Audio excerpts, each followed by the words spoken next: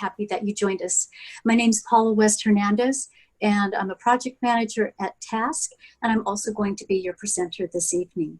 We also have Rocio from TASC, who is the host for this evening. She's the one letting people in and muting and unmuting everybody, and she's also the one who's going to be advancing the slides during the presentation. We have Anna with us as well, and she is monitoring chat. And so this evening, if you have questions that you'd like to ask, please feel free to ask them at any time during the presentation, and Anna will read those questions aloud as you ask them. If questions pertain to your individual cases and you'd like to speak with a family support specialist, you can leave your email in chat and say that you'd like to be contacted by a family support specialist, and someone will get back to you from TASC. A family support specialist will get back to you. Also, too, we have the PowerPoint handout in a PDF document, and we also have a resource list for everyone to take with you, and that's in a PDF document as well. Anna will be sharing those documents with all of you throughout the several times throughout the webinar, because we realize that people may be joining at different times. So she'll be sharing those documents so that you can upload them and then follow along as we do the presentation.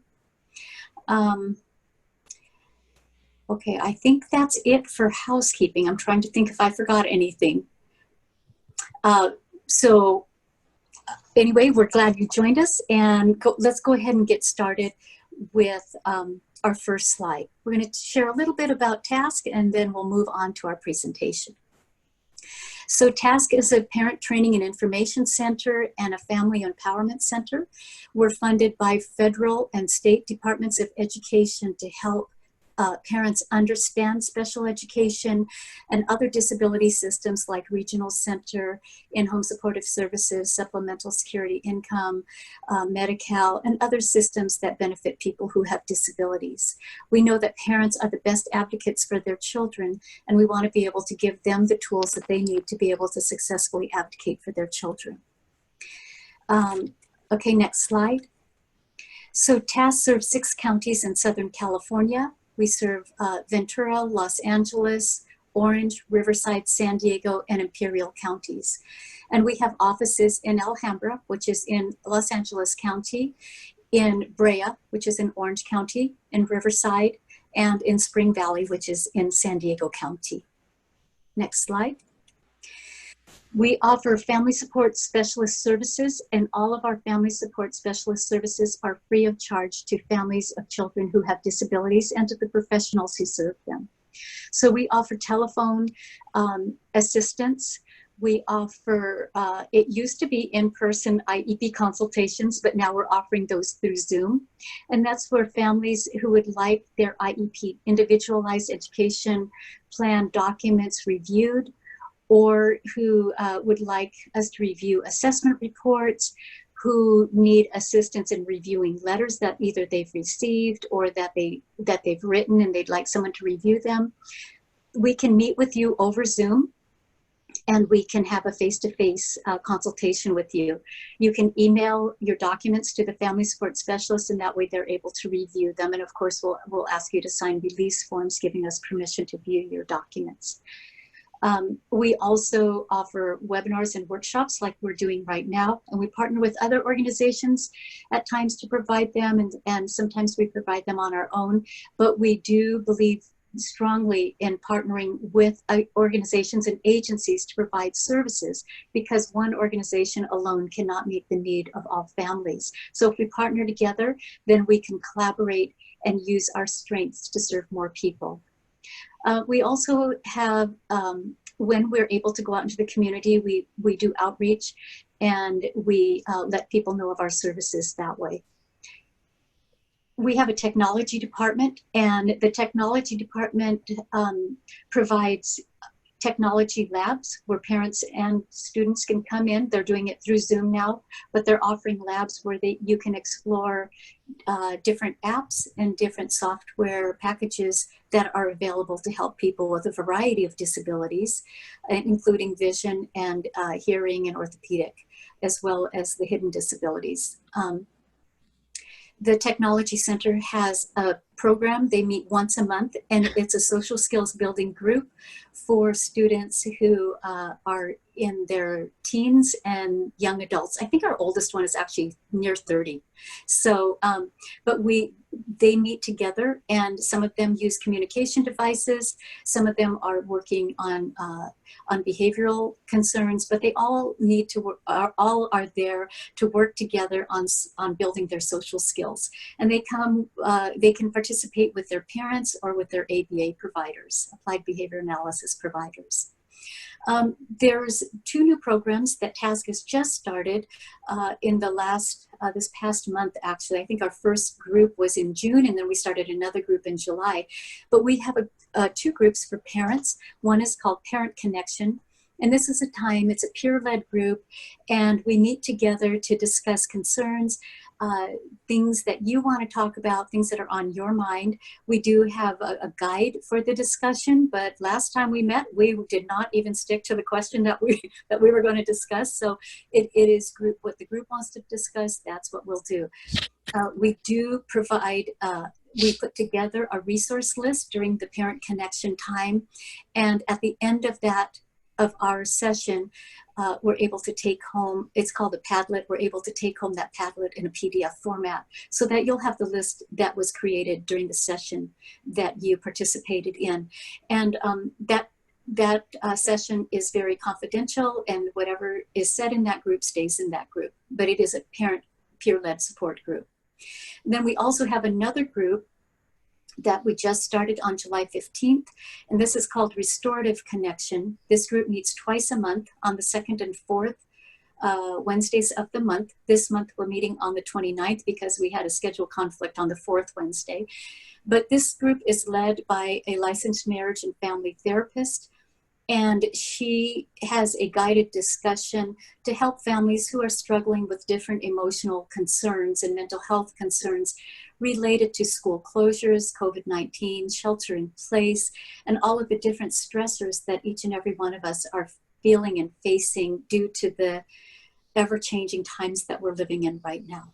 So we'd love to have you join us for those groups, and we do send out information and flyers, so please look for those in your email. If you aren't on our email list, please leave your email in chat along with your name and the county that you're from, and we'll be happy to make sure that you get on the mailing list to get those the flyers for those groups.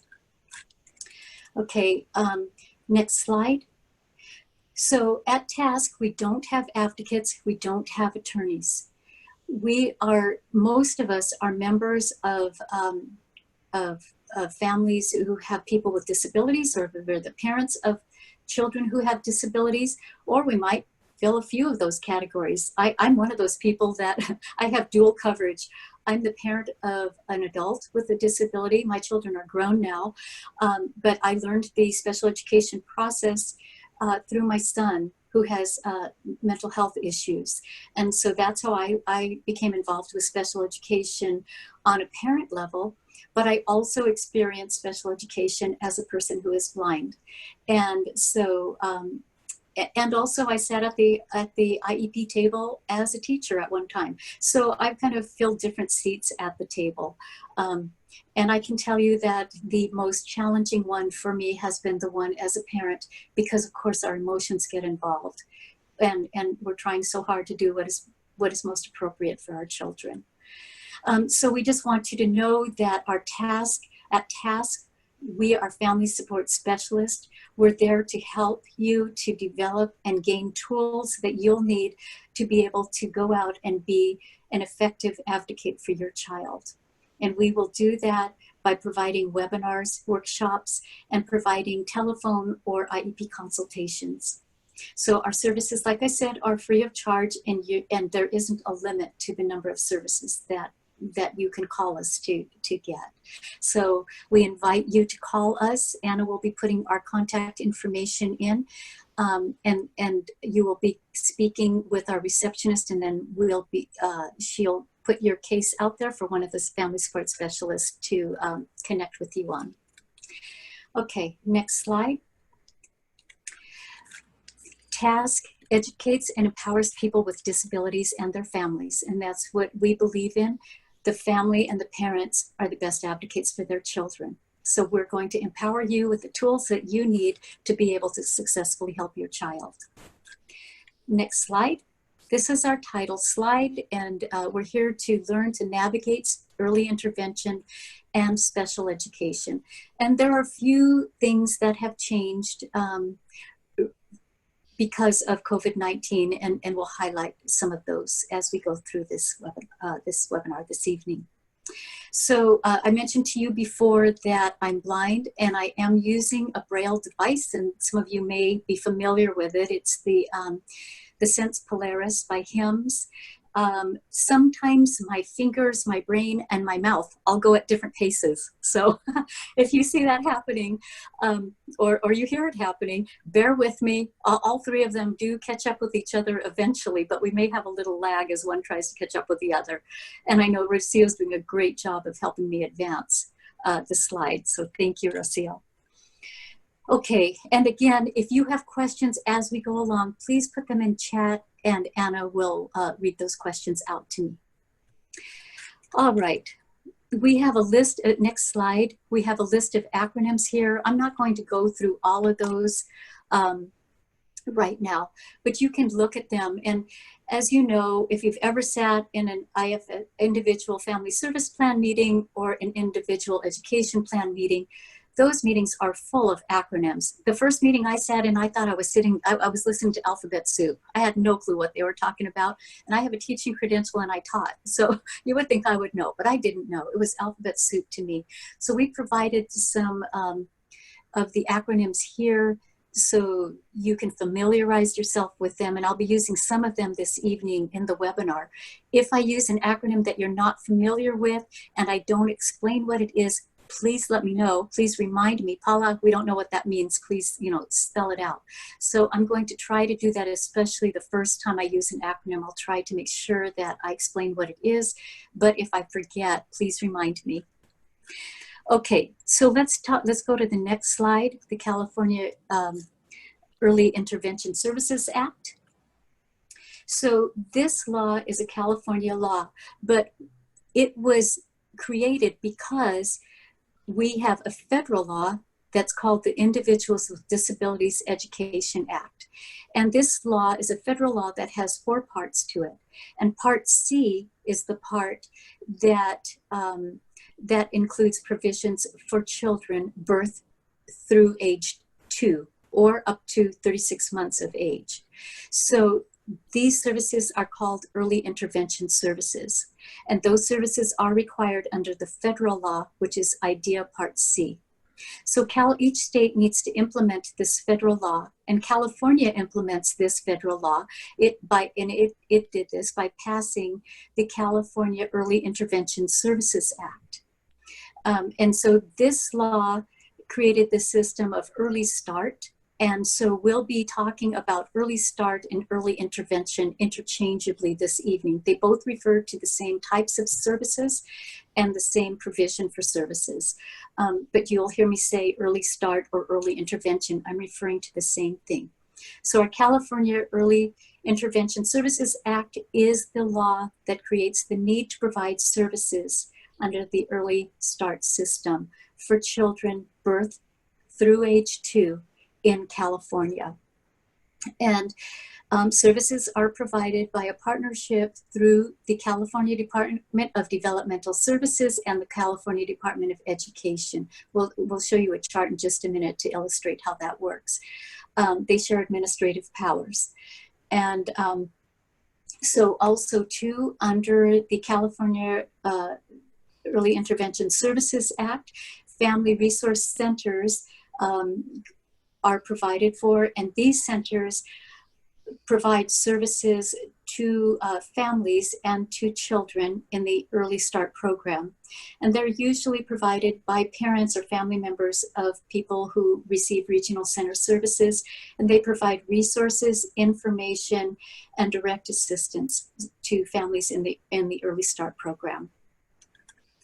Okay, next slide.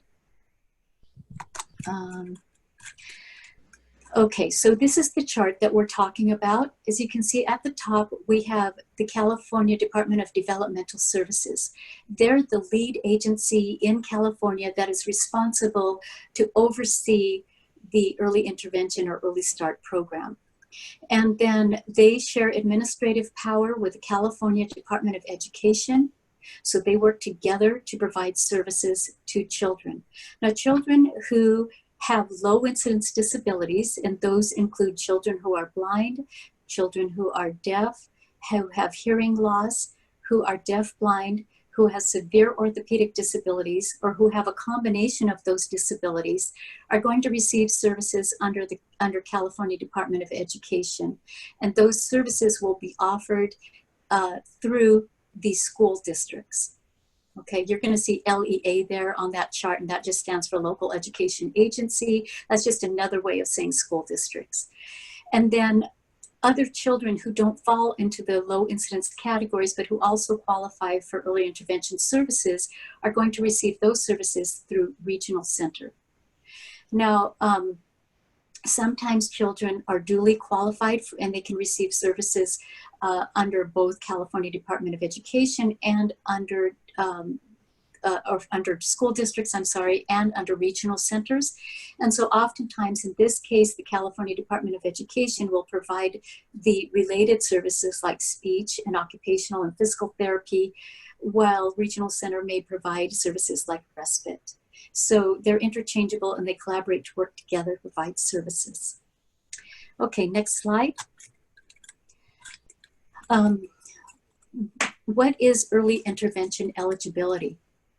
Well, infants and toddlers from birth to age 36 months who have a 33% delay in either cognitive development, communication development, social emotional development, physical motor development, that would be like orthopedic, vision, or hearing development, cognitive, I'm not sure if I already said cognitive. If I did, we're going to hear it again.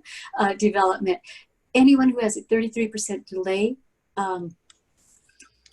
may be eligible for services under early intervention.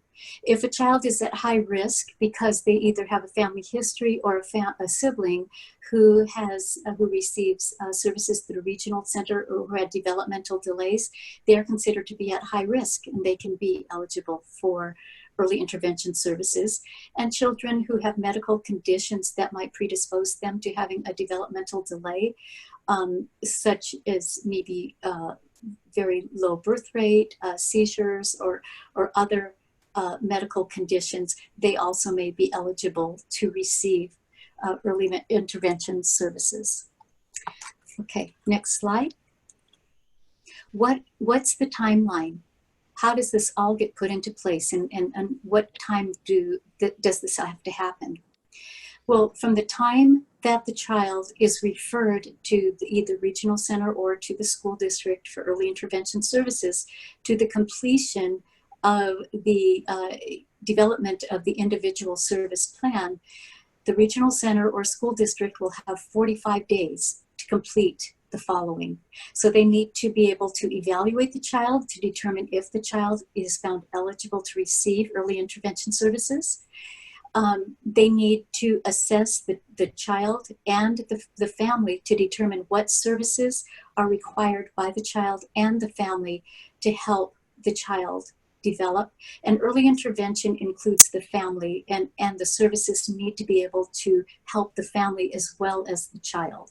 So an assessment needs to be conducted to see what services are required to help both the child and the family. Also too, an individual family service plan or an IFSP meeting needs to be scheduled. And then at that plan, the team will discuss services and goals to be provided. And then a plan, the written plan needs to be developed at that meeting. And all of that needs to take place within 45 calendar days. Now, calendar days are days that they include weekends and And so when you're talking about calendar days, we're not talking about school days or business days. We're talking about the calendar days, which include the weekends. And that should be 45 calendar days to be able to do all of the things that we just talked about. Okay, next slide. Okay, so what services are available under early intervention? So you can see we have a couple of slides full of services, and I apologize, I have allergies, so bear with me, please. So we have assistive technology, audiology, I'm just going to read through these, family training, counseling, and home visits, health services, medical services for diagnostic or evaluation purposes, nursing services, nutrition services, occupational therapy, physical therapy, and then next slide. Here's some more services: psychological services, service coordination, sign language, speech language pathology, transportation and related cost, vision services, and respite. Okay, next slide. Now, not all children are going to require all of those services, so the team is going to determine what services the family and the child require. So how much do these services cost? Is there a fee for early intervention services? So yes, there may be a fee for some services. However, the following services are provided free of charge. Evaluating the child to determine eligibility, that's free of charge. Assessing the child to determine, and the family to determine what the needs of the child and the family are, those are free of charge. Coordination by the service coordinator, that's free of charge. Explaining procedural safeguards to the parents so that they understand what their rights are and their child's rights under the Early Intervention Services Act are free of charge. Scheduling and development of the IFSP and development of the IFSP document, all of those services are free of charge. And also helping to plan the transition of the child from early intervention to either school district services or services maybe under the Lanternman Act. Those are all free of charge as well. Now I want to talk just a minute here. We've touched on evaluation a little bit. And I'd just like to let you know that on July 6th, the federal government, I'm not sure if you were able to see this, but the federal government, U.S. Department of Education, Office for Special Education Programs, sent out guidance on changes to early intervention evaluation timelines. And so Anna is going to put that information into chat so that you can see the link to that document. That link is also included in your resource document, so that you have it in both locations. So what happened now, the guidance says that because families it's difficult for evaluators to observe the child, because that's a lot of what the evaluation consists of, are different specialists and therapists evaluating the child to determine if they're eligible to receive services. And this is very difficult during shelter in place. So because of this, what's happening is they're saying that medical records can now be reviewed to determine if the child might be eligible for early intervention services. And then if the team says yes, that the medical records indicate that the child's eligible, then what happens is then they can put into place an interim individual family service plan and this plan needs to be agreed upon by the parents, and if they agree on the eligibility and also on the plan, then an interim plan can be put into place until things go back to a more typical, or what we're used to seeing as a more typical way of doing things. And when that happens, then the IFSP team will meet and develop an actual IFSP meeting. So that's just a change to early intervention that's taking place, or its guidance from the federal government that just came out this month. Okay, let's go to the next slide, and we're going to talk about some services that parents may have to pay for under early intervention.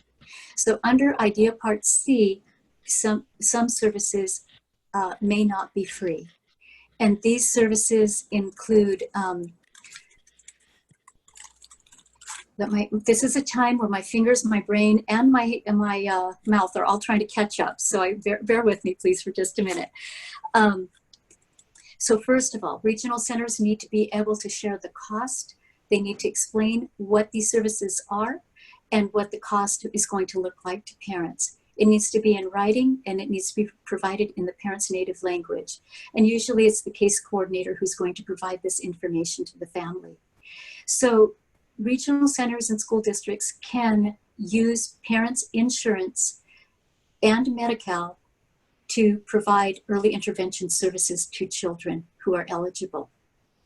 And they don't necessarily need to get parents' written permission to be able to use their private insurance in California, because a law has been passed that shows that medical insurance will not be impacted negatively if the services are used to provide early intervention services. So because of this, the regional center or the school district can ask or can use parents' private insurance or Medi-Cal to provide services. Also too, some services may be provided and parents may need to pay for some services on a sliding scale fee depending on their income. And so that's another way that parents may need to share the cost for services. But the regional center case coordinator will go over that with you, or the coordinator from the school district will go over that with you and help explain things each step of the way so that you'll understand what's going on. Okay, let's go to the next slide. Okay, so what's included in the IFSP? So we want to know what the child or the infant or toddler's present level of development is. What does that look like? How are they doing with their fine and gross motor skills, with their speech, with their cognitive ability? Do they have receptive and expressive language? What's their muscle tone like? Do they have visual disability or blindness? Do they have hearing loss or deafness? Are they deaf-blind? Do they have orthopedic disabilities that need specialized assistance? And if so, what does that look like? Well, before we can even start talking about services, we need to know what goals we need to have in place. What are the areas of need that the child has, and what do we need to write a goal toward or goal for so that the child can make progress? So we need to have an overall goal. And then we need to have a couple of objectives, which are smaller benchmarks that help us know if the child is making progress toward meeting that annual goal.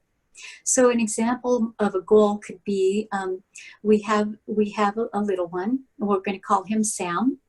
And so Sam's goal, his overall goal, is by June 2020, Sam is going to be able to sit up independently for 30 seconds. Okay, so that's his annual goal. Now his short-term objectives, his first objective is that mother will learn 3 activities or skills to help strengthen Sam's back muscles. Okay, and she's going to learn those by January of 2020. And then the second objective is going to be that while holding on to mother's hands for support, Sam will be able to sit up for 30 seconds by April 2020. And then, of course, his goal will be reached, hopefully, by June of 2020, where he'll be able to sit up independently for 30 seconds. Okay, so that's kind of a rough example, but an example of what a goal might look like. And then once we have the goals in place and the objectives, then we need to determine what services are going to be put into place to help the infant and toddler and family. So for this example, we might say that a physical therapist will meet with the parent in Sam's home for 30 minutes bi-weekly to help mom learn new activities to strengthen Sam's muscles. And then the Another service might be that the physical therapist will work directly with Sam for an hour each week to help him develop strength in his back muscles. So those are some services that can be provided as well. I'm going to let my hands and mouth catch up with each other while I look to make sure I'm covering everything in these notes. Okay, we talked about the services. Okay, let's go to the next slide. Other things that need to be included in the IFSP are we need to talk about the length of the service. How long is this service going to be provided? And how long will that last? So typically we see that services are written into the IFSP or the Individual Family Services Plan for a year. And so that would be the length. We want to know the duration. So how long and the frequency. So how often is this service going to be provided? Is it going to be provided once a week, once every 2 weeks? And is it going to be provided for a half an hour, 2 hours? You know, we want to know the duration, that's the duration, and the frequency. How many times or how often is it going to be provided? And then we want to know what is who's going to provide the service and what is the method of delivery going to be? Is it going to be the speech therapist or the teacher for the visually impaired or the orientation mobility specialist, low vision specialist, the nurse? Who's going to provide the service? And is it going to be direct service? Are we going to do it on Zoom? We need to know. All those questions need to be answered in the individual family service plan. And we want to know where, you know, the natural environment of the child typically is going to be the home. But some services right now, if we can do it safely, it may be at a school site, or it may be at a home, at a community-based site, or of course in the child's home. And now with our COVID-19 and needing to be extra cautious, we might be doing things more through Zoom or through other virtual platforms or through other means. So all of those need to be written into the IFSP so that the family and the providers know how services will be provided and the method that they'll be provided in. Let's see. Okay, we also need to know the projected start date for the service, the dates that the services will be provided, the end dates, and the agencies who are going to be providing the services, and what agencies are going to be responsible for which services. Because remember, we have the California Department of Education with school districts providing direct service, and then we have developmental services with the regional centers providing services. So we need to know which of those agencies will be providing what services. And if they don't have the ability to provide the service, or they are going to be using parents' insurance to provide the service, then they may be contracting with other agencies to provide services such as Easter Seals or some other services to provide speech, occupational therapy, physical therapy, those types of services. So we need to know what agency is going to provide what and who in those agencies is going to provide the services. And then of course the case coordinator is going to be coordinating all of that and working with the family very closely to help coordinate services and meet the family's needs as well. Okay, next slide. Okay, so early intervention services. They're provided by qualified people who hold appropriate licenses. They're provided per the individual family service plan. If services aren't included in that plan, then they don't need to be provided. And if they are included in that plan, then they have to be provided. It's a requirement. Okay, parents need to sign to agree before the services can be provided as well. They also need to be in conformance with state guidelines and standards, and they need to be provided in the natural environment, like we've talked about before, to the maximum extent possible. And we need to not only support the child, but we need to be able to support the family so they can enhance the child's capability. Okay, next slide. Is the IFSP. Let's talk about that. So the IFSP needs to be needs to be reviewed at least every 6 months, because our little guys grow very, very quickly and they change quickly. So we need to review it every 6 months to see if we need to make changes, and it needs to be updated at least annually. So once a year, we need to update that. Parents' written consent, like we said before, needs to be given before any services can be implemented. And then IFSP services are provided by multidisciplinary group, including school districts, regional center, and agencies that have been contracted with or who are providing services through the parents' insurance. All of those agencies will work together and provide services for the child and family, and those services will be outlined in the individual family services plan, and they'll be coordinated by the service coordinator. Okay, let's go to the next slide. We're going to talk about some of the duties of the service coordinator. This person is is crucial to making sure that everything runs smoothly for your infant and toddler.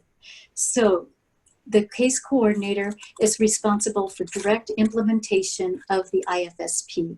That means they need to make sure that the services are being provided and they're being provided appropriately by the appropriate people. And they provide the parents with their procedural safeguards so that they know what their rights are under Early Intervention Services Act and also under IDEA Part C. And they also help with coordinating the evaluation and assessments of the child and the family. They coordinate the scheduling of the individual family services plan and the development of the document, as well as making sure that that document gets distributed and the family gets a copy of that document. They also help develop the transition plan for the child when they're transitioning from services under early intervention to either services under the Lanterman Act or services through the school district under IDEA Part B. Okay, let's go to the next slide. Excuse me for just a minute. Okay, so does anybody have any questions up to this point? There's no questions in the chat right now. Okay, okay. So if you have questions, please be sure to put them in chat and I'll try to answer them for you. Okay, we're going to talk about transition to preschool programs.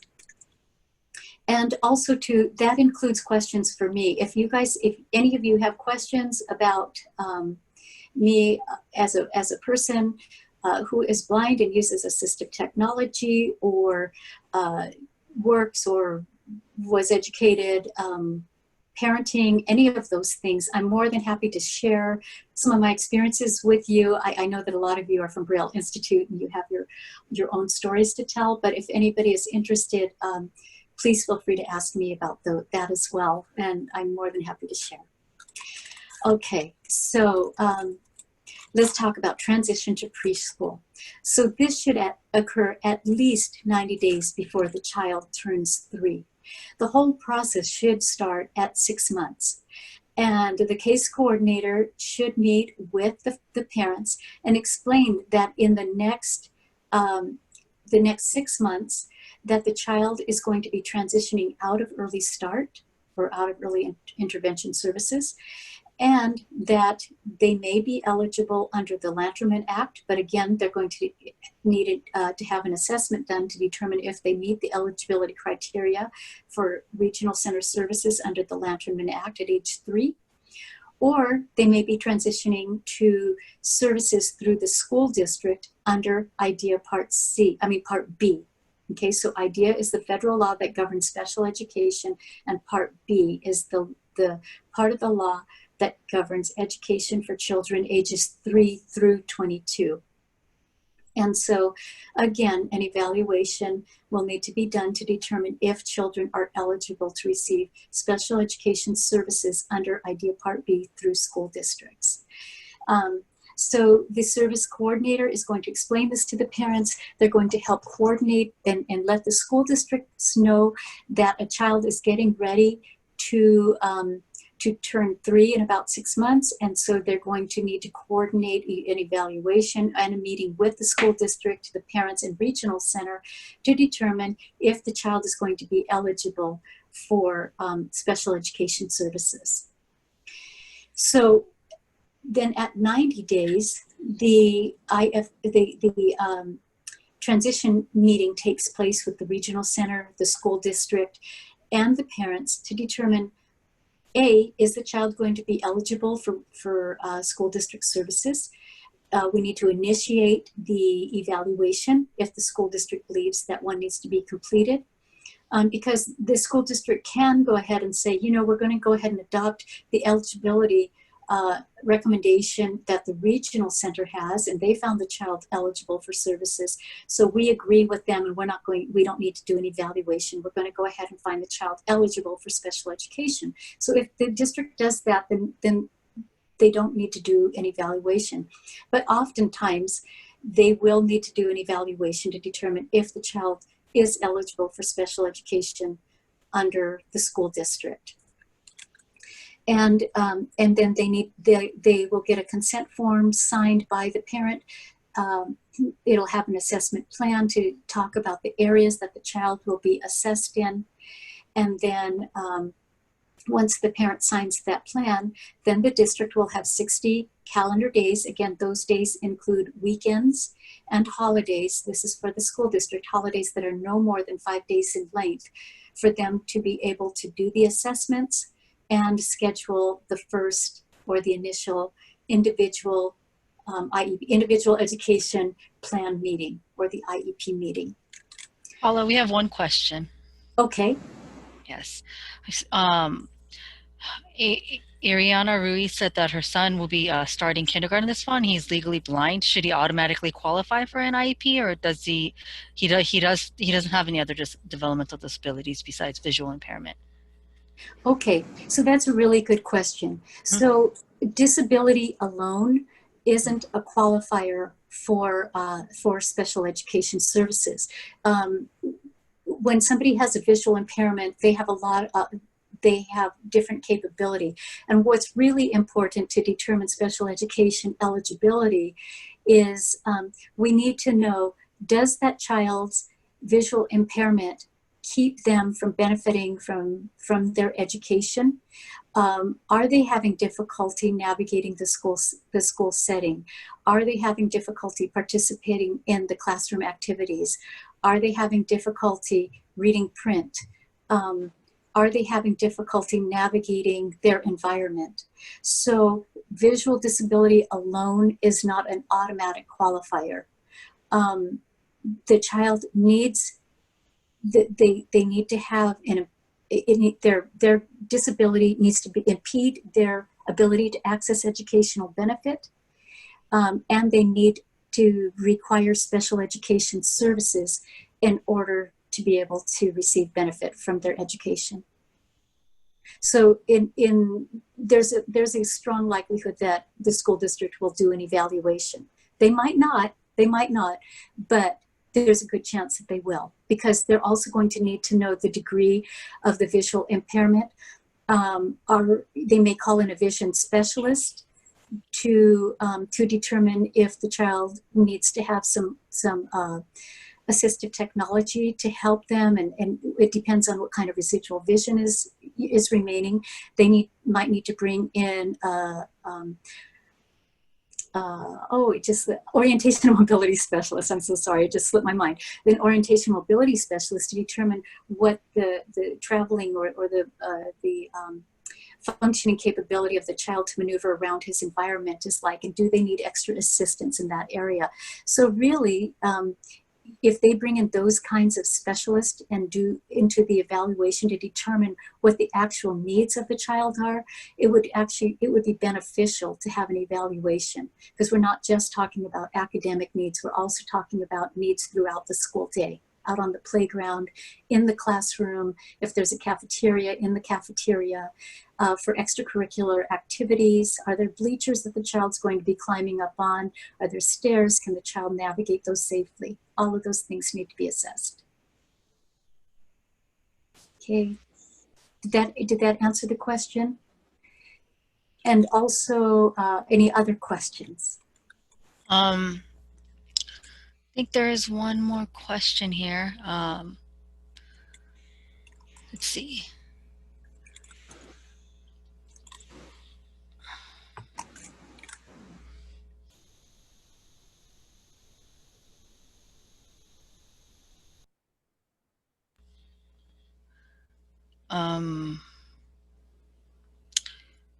Okay. I think you could go on for now. Can I go on for now? Okay. If you see the question, just stop me, okay? Mhm. All right. Okay, next slide, Rocio, please. Okay, so here's a chart. Excuse me, this chart illustrates the meeting at 6 months and at 90 days.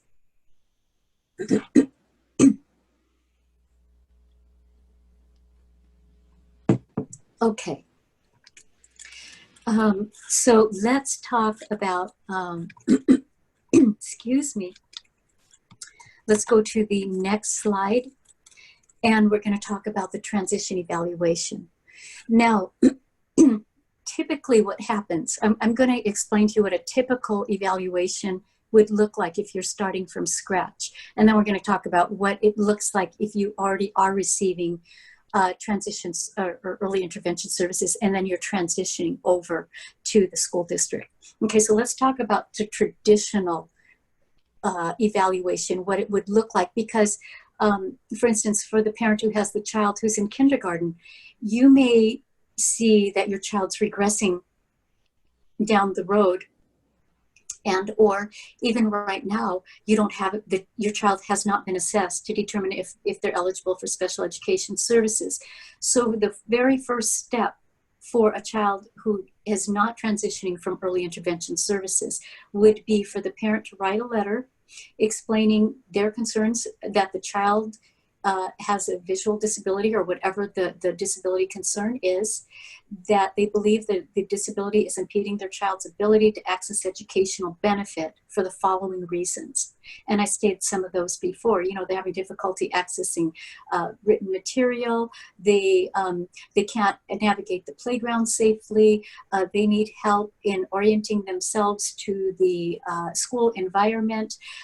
Maybe a child needs a ramp in order to navigate the school setting because they use a wheelchair, or a child may need an FM system to be able to hear the teacher in the room. But for whatever reason, you state some of the concerns that you believe your child has and how that's keeping him or her from being educated. And you send that letter to the Director of Special Education. And then once the district receives your letter, then they will have 15 calendar days to respond to you in writing. And they're going to let you know whether or not that they're going to complete an assessment for your child. So when your child qualifies for special education, we don't do an evaluation and a separate assessment to determine what the needs of the child and the family are. For special education purposes, we only do one assessment, and that's to determine the strengths of the child and what the child needs. Okay, so it's the child's needs that are predominant for special education services. And so what happens then is the district will have 15 calendar days, and they'll let you know if they're going to provide the services or not. If they're going to complete the assessment or not. And if they're going to send you an assessment plan. And that plan will outline the types of assessments that they're going to complete. So they might say, for a child who has vision difficulties, they might say, we're going to complete orientation mobility, low vision, assistive technology, a psychoeducational assessment, which would include, an academic, pre-academic, social, emotional, and behavioral, and maybe visual memory and visual motor assessments. And then if your child has fine motor concerns or gross motor concerns, they might also include occupational assessments or physical therapy assessments. So it depends on the need of your child, what your assessment plan will look like. And if you're not sure if the plan is appropriate, or you'd like some feedback from one of our family support specialists, please feel free to contact TASK. And one of our family support specialists would be happy to go over the plan with you and talk about what they're seeing and what your options might be for asking for additional assessments to be included, and they'll kind of work through that whole process with you. Okay, so then you will have, if the district says yes, then you will have, they'll send you the assessment plan. You're going to have 15 calendar days to look at that plan, to determine if you agree with it, and then to consent in writing to that plan. You'll send that plan back to the district, to the person who sent you the plan. Most often it's a school psychologist who will send you the plan, and you send it back to that person. Make a copy for your records, the copy with your signature on it. And then if you can, send it by certified mail so that you have proof that you mailed the document and the date that the district received your plan. And you should get a card back in the mail letting you know that they signed on a certain date, and that's when the timeline will actually begin for the 60 days. So once the district receives your written consent, it will have 60 calendar days to complete the assessments and develop an IEP meeting to discuss the results of the assessment. Okay, so that's what happens. Yes. There's another question. Okay. There's a question regarding a clarification regarding the responsibility of the school district to act the days that are allowed, because they have like a pending assessment and a pending dispute for the son's IEP, and so yeah, and they're not getting information from the school district anymore. So they're wondering what the responsibility of the school district to act in the day are. Okay, so can you read that one more time? They want to know they want clarification on the responsibility of the school district to provide action, because they have a pending assessment and a pending dispute regarding their son, and they're not getting any information from the school district anymore. Okay, so let me answer the assessment question first. Right, so the plan I just gave to you was a perfect textbook scenario of an assessment from start to conclusion of the assessment, if we were living in the pre-COVID world, right? So in a few more slides, we're going to come to what's called SB 117. And we're going to talk about how that has changed the assessment, the need to provide an assessment plan within 15 calendar days right now. And that isn't, California is not required to do that right now because of SB 117. And I'll explain a little bit more about that, how COVID-19 has resulted in this new law being passed on March 17th, and how that impacted special education assessment timelines, as well as a couple of other timelines. So, so that might be, so if the person asking this question submitted a request for an assessment, and the district has not responded to you with an assessment plan within the 15 calendar days, or they haven't even given you an answer, it's because right now they don't have to. But they should have sent you prior written notice, and that they're required to do. Just like the regional center has to send a notice of action if they're denying something or they're planning on changing something, school districts have to provide prior written notice to families if they're going to deny something, if they're going to change something, or in this case, they don't comply with the 15 calendar day response to the parent and the provision of the assessment plan to the parent. They should have given you prior written notice. Regarding the due process, now is this, can you clarify, is it a compliance complaint, or is it an actual appeal because you don't agree with the school district over a service or the need to do something?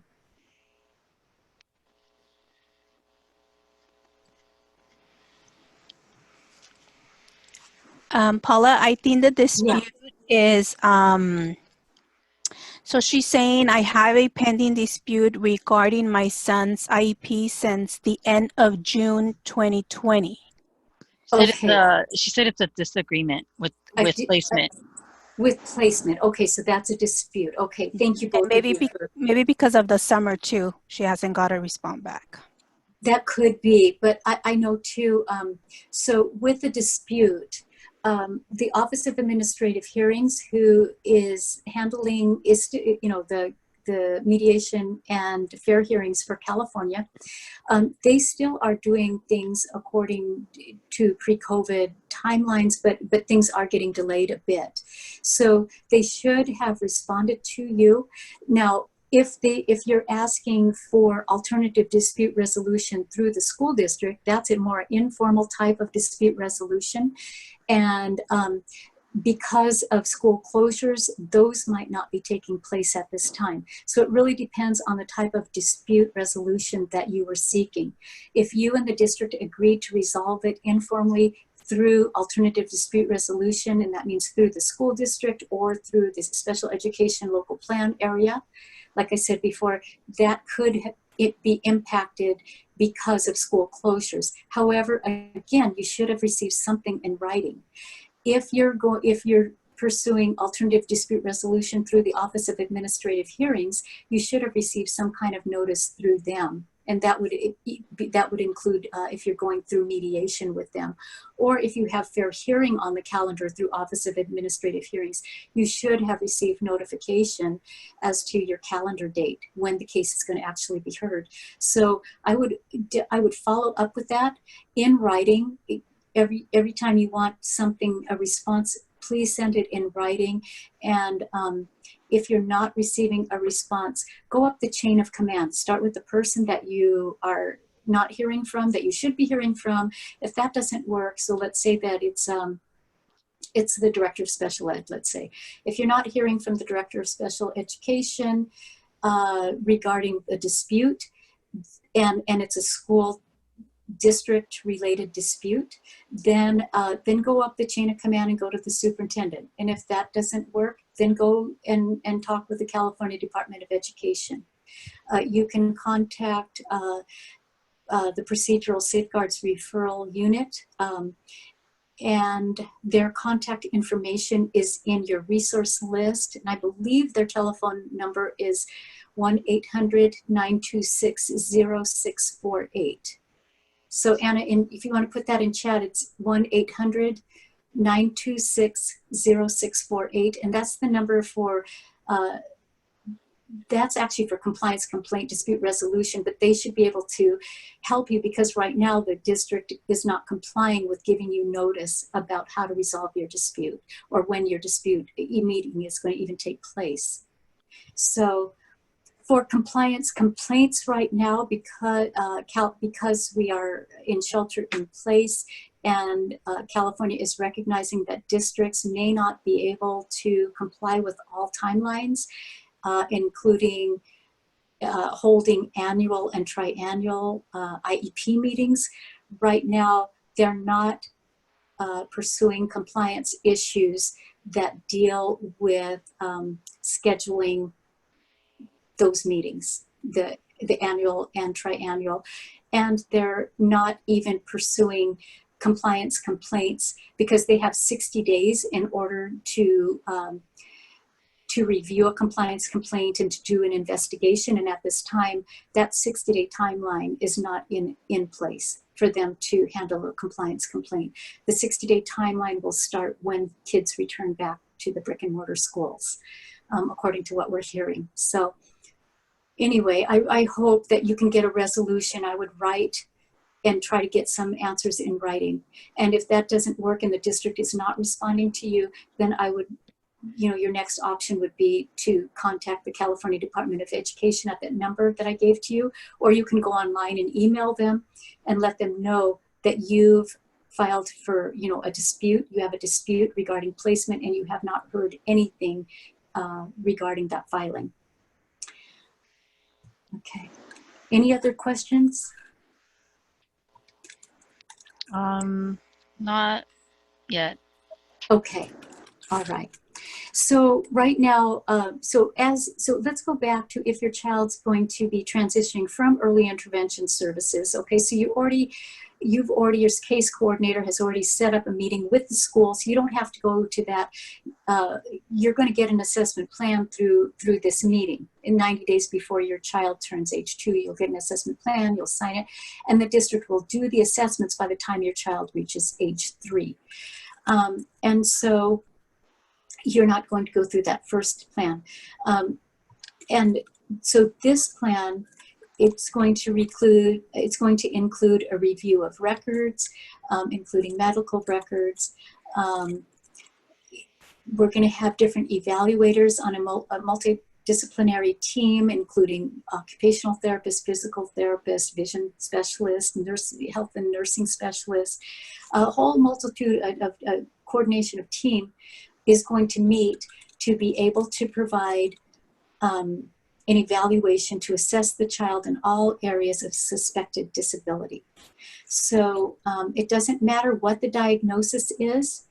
The child could have a diagnosis of autism, but they might also be visually impaired, or they might have a visual impairment or might be blind, but they also have expressive and receptive speech services. So their primary qualification might be blindness, but they also need to be assessed in the areas of speech and language, or cognitive disability, or whatever the suspected disability might be. It's not based on disability or diagnosis. It's based on the needs of the student and the suspected disability. The assessments need to be conducted in the native language of the child and the parent. And the information can be collected from medical professionals and other people who know the child. There also may be assessment instruments that the district may use to assess the child. And if they do, they need to be standards-based. They need to be in the child's native language, and they need to be unbiased, and more than one type of assessment needs to be used. So you can't just have one type of evaluation to determine eligibility. So for instance, we couldn't just have an assessment tool used and nothing else, or we couldn't just have review of records used and nothing else. We need to have a combination of things: review of records, conversations with family, and maybe an assessment tool or observations. And those can be done virtually. The observations can be done virtually if you can get a good feel for how the child is responding in their natural environment. Okay, next slide. Okay, so what happens at the first IEP meeting? So the team is going to meet, and the team includes the parents, an administrator from the school district, the people who just completed the evaluation, people who are going to be providing services, and if the assessment or the evaluation determines that the child needs placement, then somebody from the placement setting needs to be at that meeting. So maybe it's going to be a speech and language based preschool, or behavioral based preschool, or a traditional preschool, but whatever that setting looks like, someone from that placement setting needs to be at that meeting as well. And so the meeting and the parents, of course, need to be at that meeting, because you know your child best, and your voice is very important and needs to be heard at that meeting. You're an important equal part of the IEP team. And without you and your child, they wouldn't have a team to have. They wouldn't need to have a meeting. So you are probably the key player at that meeting, and you know your child the best. Okay. We have another question. Okay, sure. They asked, does the new legislation, the SB 117, list all educational services like IEP, Section 504, accommodations, speech services, etc.?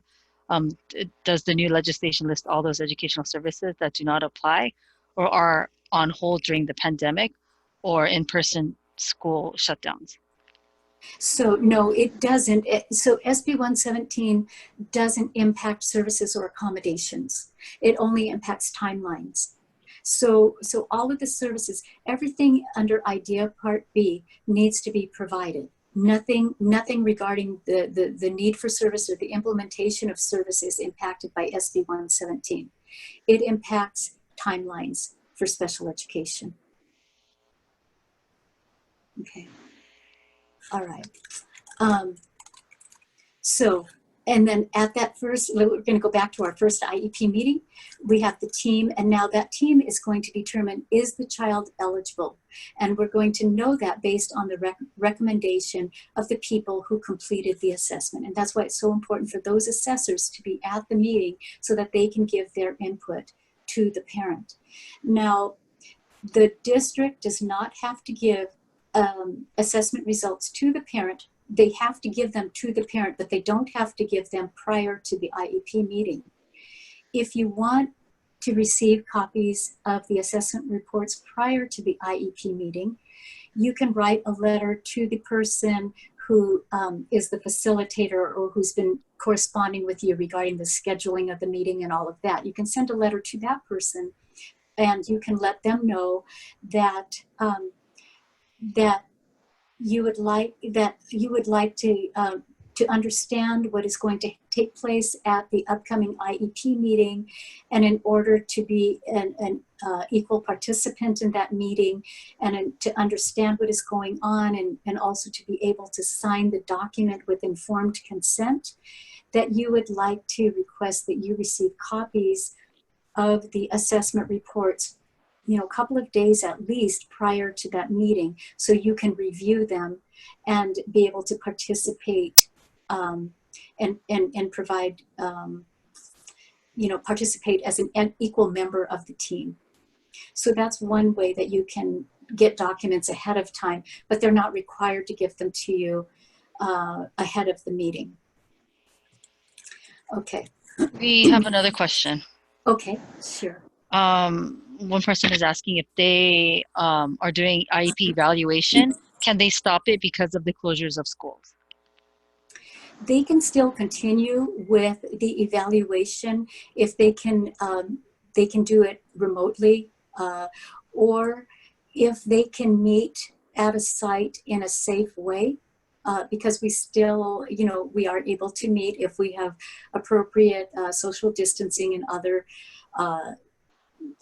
safety measures put into place. So if they can do that and you feel all parties agree that you can continue evaluations in that way, or you can do it remotely, then, you know, this school closure should not impact the actual assessments.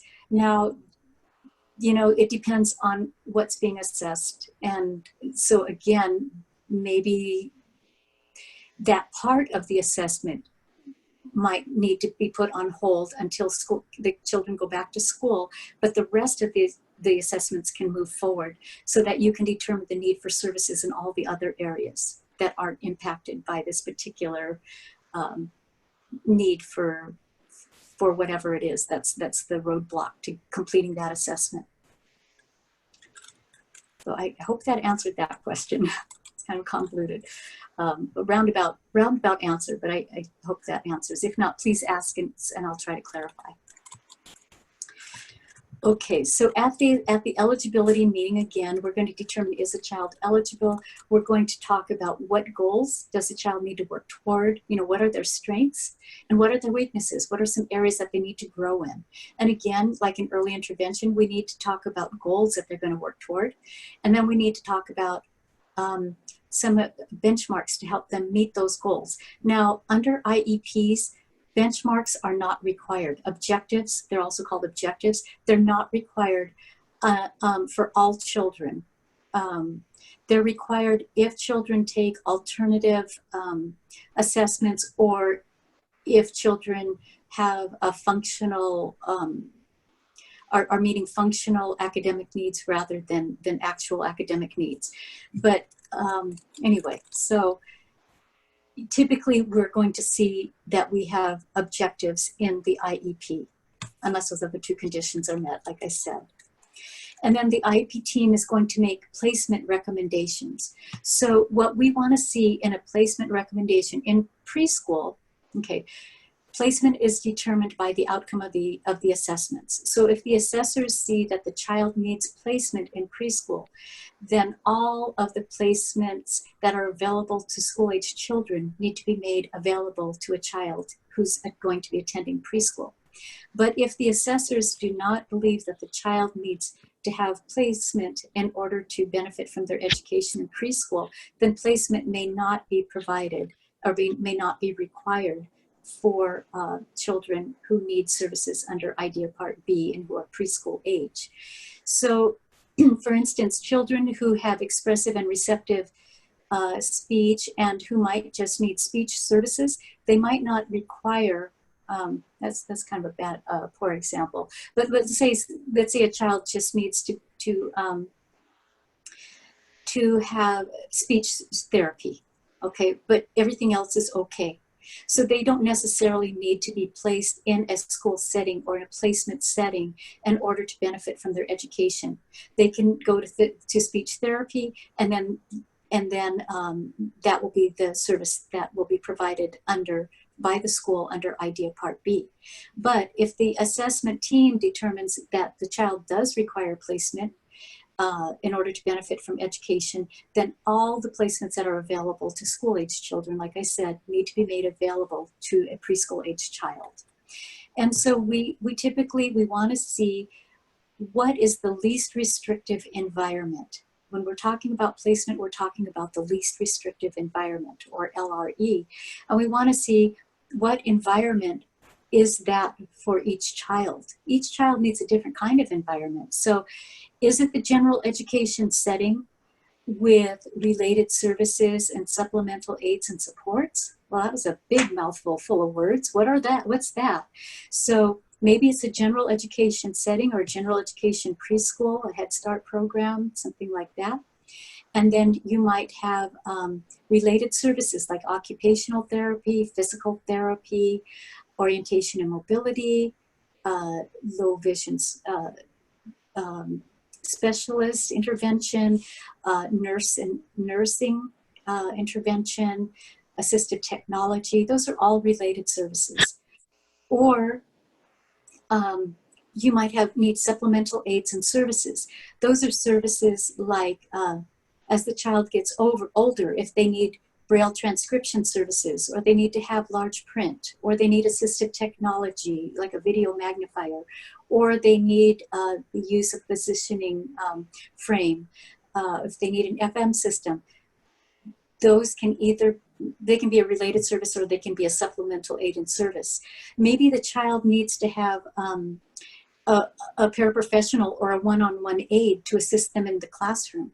And if they do, under this section of related services and supplemental aids and services, it's really important to document in the IEP what those services are going to look like. So it's not enough to just write in the IEP, the child will have an academic one-on-one aide. Well, what does that mean? That means the aide could sit there and do nothing all day, and hey, they have an academic one-on-one aide, but it doesn't help the child. So we need to specify, what are the duties of that aide going to be? Is the aide going to help the child to understand the instructions that the teacher has just given? Is the aide going to help keep the child on track? Is the aide going to read the questions out loud to the child if they have a print disability or visual disability? Is the aide going to read tests aloud to the child if necessary? You know, how is the low vision specialist going to work with the child? Does the child need special lighting, and what is that going to look like? You know, what kinds of tactile things are going to be placed around the classroom to help orient the child to their cubby, so that they can trail the wall and find their way as they're learning the campus. Those types of things all need to be included in the IEP. And then we need to talk about reading readiness, and what about the teacher for the visually impaired? How are they going to work with the child to get them ready for reading readiness? And we need to talk about, is the child going to be working with Braille, or are they going to use a different method to be able to access visual or print material? So these are all things. Are they going to use Bookshare or another source to get written material as they get older and their need for text increases? So these are things that you will talk about, some of those things at the initial meeting, but as you go on and your child progresses in their academic career, you'll talk about those more and more as they progress. Oh, And we have then another okay, go ahead. question. So, we have a question that says, what, such as temporary state or federal law, authorizes school districts to suspend special education services, accommodations, IEP meetings, etc., until after in-person school reopens? Okay, so the only law right now that we have that suspends anything or changes anything is SB 117. However, the California Department of Education has provided guidance that says that they are considering these days that we are in where children are not attending school, that they're receiving remote training. They're considering these days as days between the end of one school year and the beginning of the next school year.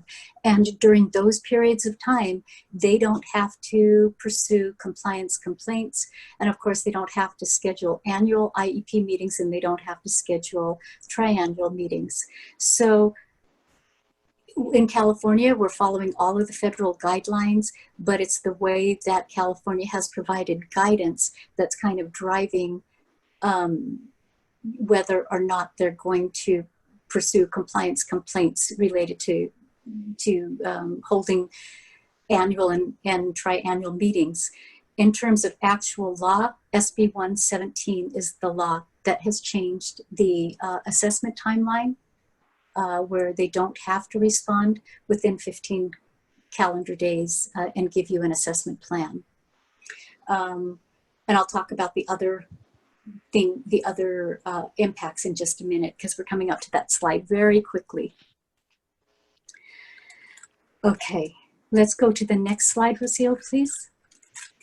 Okay, so developing the IEP. The IEP team considers the strengths of the child, the concerns of the parents, the results of the initial or most recent evaluation, and what are the child's present level of educational performance. And we need to know that in order to write appropriate goals. So every goal we should talk about the baseline, or the child's present level of educational performance.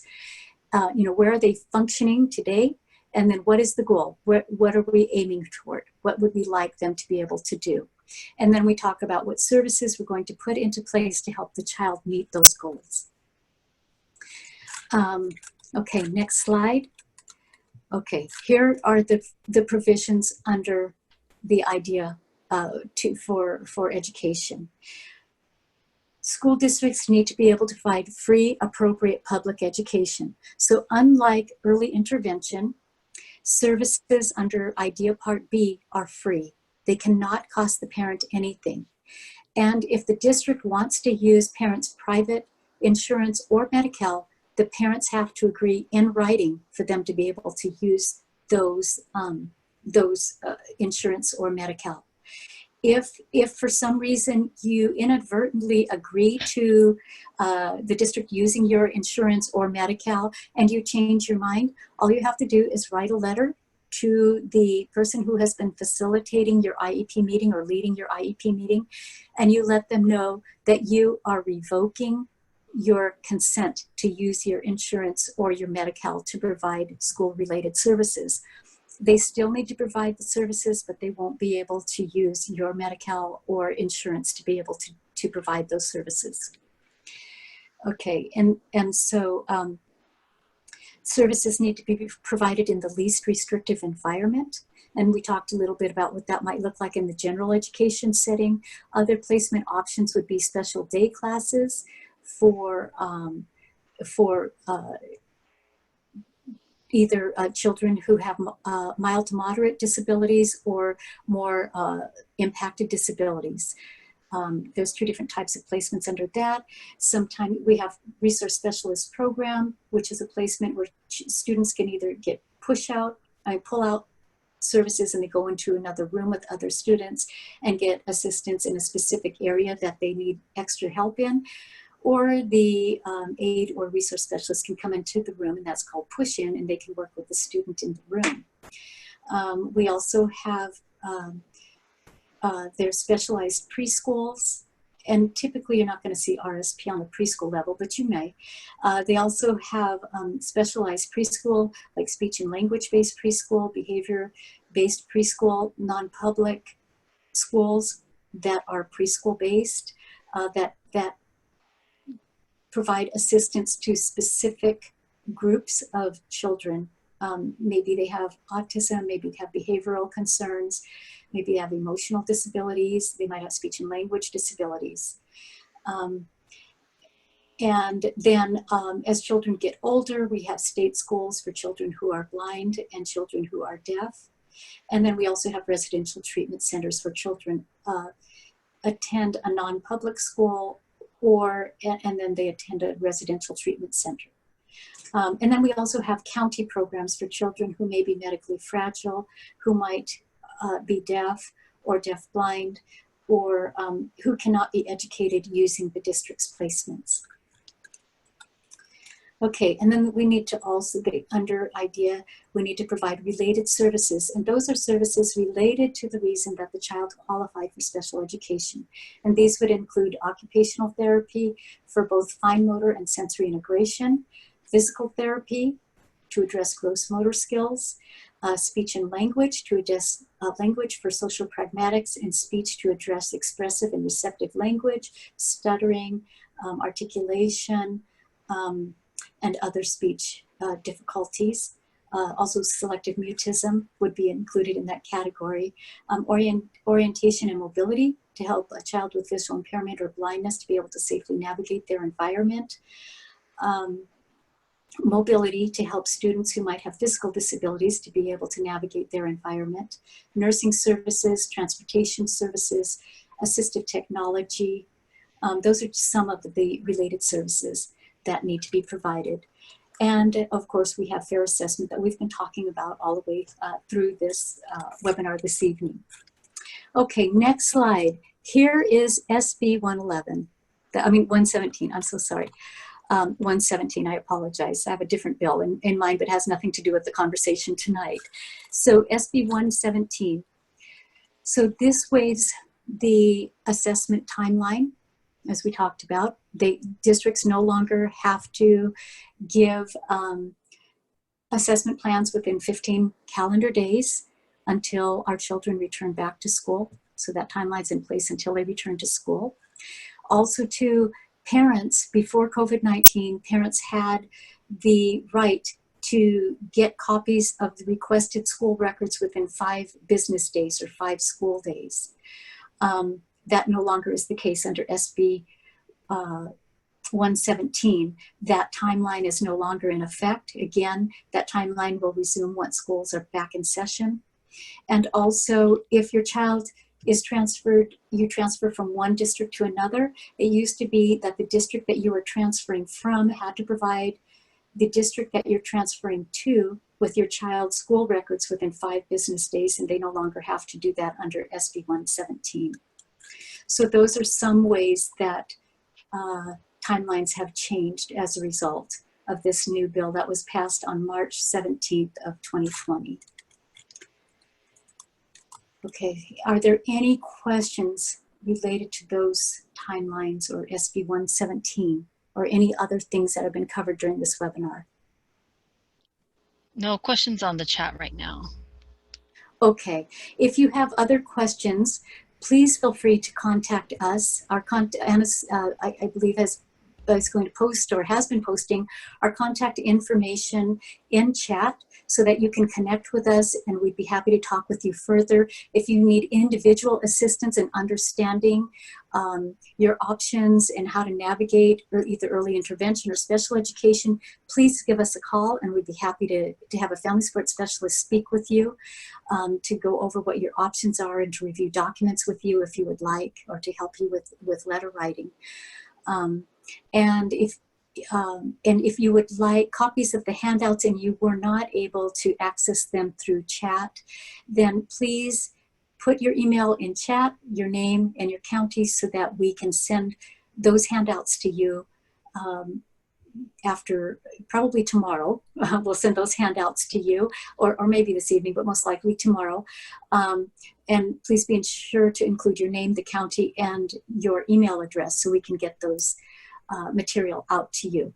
Or you can drop an email to us at our task email address, which is task@taskca.org. I believe Anna has put that into chat, as well as our telephone number. So thank you so much, Anna and Rocio, for your assistance this evening. Rocio is going to talk to you all about completing our survey. It's really important that you complete this survey. What it does is it lets our grant providers know that we're doing the job that they're funding us to do, and it allows us to continue to provide free services to families and professionals who help children who have disabilities. And so the more surveys we get, the better response we get, the better our grantors like us and keep funding us. So please complete the survey. Rocio is going to go over that with you right now. And I appreciate you joining us this evening, and thank you so much. We appreciate the partnership that we have with Braille Institute in providing this webinar for you. Thank you, guys. Well, this is the end of the presentation. On your screen, you do have a link that is SurveyMonkey. Anna actually is copying on your chat. You can on it and it'll take you directly to the link and the evaluation. If you're having a hard time, you can copy and paste it as well to your internet bar, and then it'll take you to the assessment.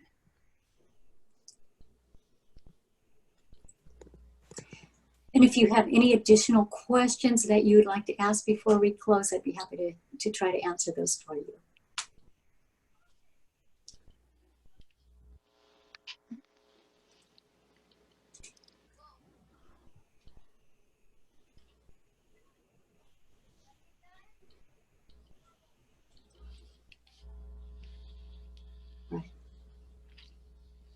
So again, we want to thank you very much for participating in this webinar, and please feel free to contact us at any time.